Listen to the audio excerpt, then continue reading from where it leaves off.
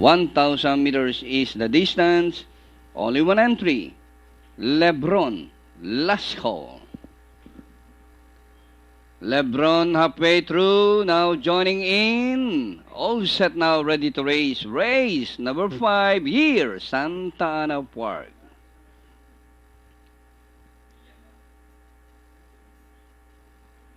Away they go. Jewel Princess from the outside. Easter Beauty. Madame Rhea is running by. Daryl racing on the outside is Adamas. Lebron on their father outside. Cassidir. Emergency Express is third. Last Heroes Honor. There's a spill. Bound for Success, Esteban De Vera. And rounding the far turn, Jewel Princess by Alenkenab. Followed by Adamas. Lebron racing on the outside. Easter Beauty and Madame Rhea.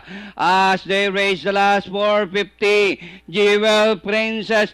Lebron on the outside and Adamas. Madame Rhea is sneaking by Daryl. And with the last 250, it's now Lebron on the outside, Madame Rhea. Adamas on the other outside. And racing now is Emergency Express. It's now Emergency Express burning the tracks and winning the race second.